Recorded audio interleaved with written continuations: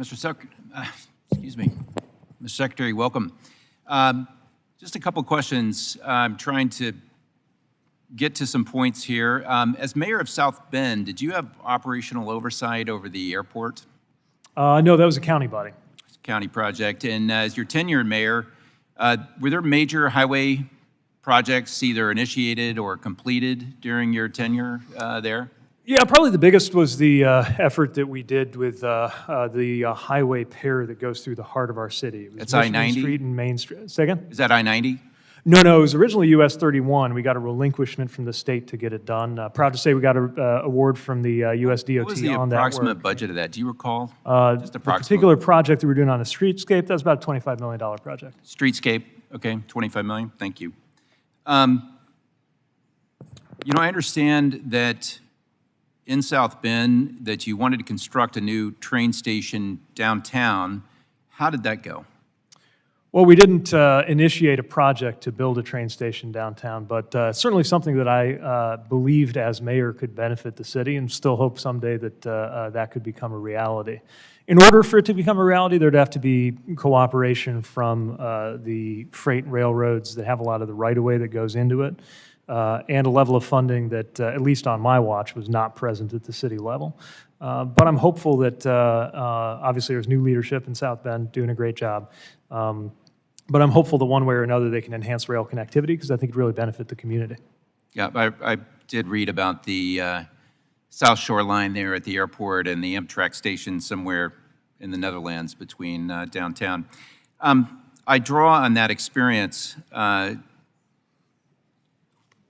to think about the transit budget that you managed in South Bend of, I guess CNN reported as $10 million and 47 buses, to $90 billion approximately for your department today.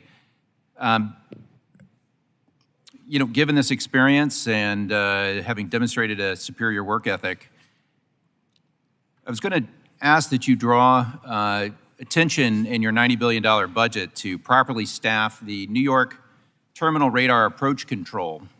Currently, it's at 54% staffing. You may know that this causes a lot of delays on the East Coast in and out, particularly of the New York City core airports, the main three. And it disrupts air travel. What are you doing to approach that? 54% seems quite dangerous.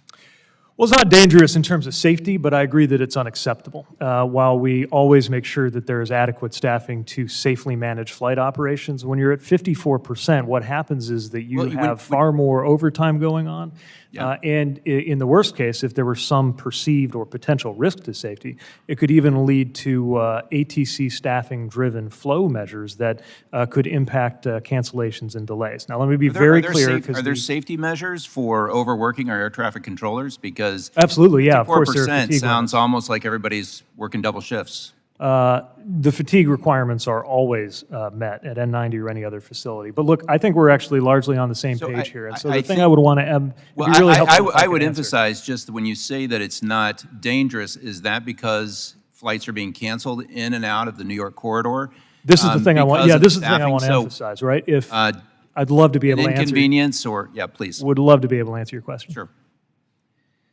If a staffing level reaches the point where you can't safely guide the number of flights that are programmed, since compromising safety is not an option, the only alternative is that flights could be disrupted or delayed. No, the alternative actually is that we have leadership that fulfills its responsibility of manning the operations of our air of course, we're on the same page here. What I'm saying I don't think we are, because I think we are. Your department is have a significant shortfall, and you don't seem to be bothered by it. So I have made very clear how bothered I am by it. And let me tell you, the number one thing that would help us doesn't prevent seem that. to be a reasonable response. You know, there's more to this. Sorry, are you suggesting that we compromise safety instead of No, it's not whatsoever. In fact, as a nuclear engineer, I actually know a lot about safety, and probably a lot more than you.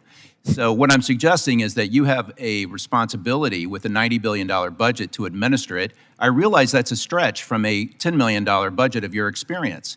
having demonstrated That's what I an would inaccurate say- statement. Congressman, what I look, when would you come say from where I is, come from, what you're I would accustomed say to is that- people from, may I?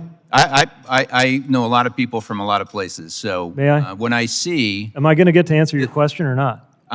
I think you've dodged the question sufficiently. Thank you. Gentleman.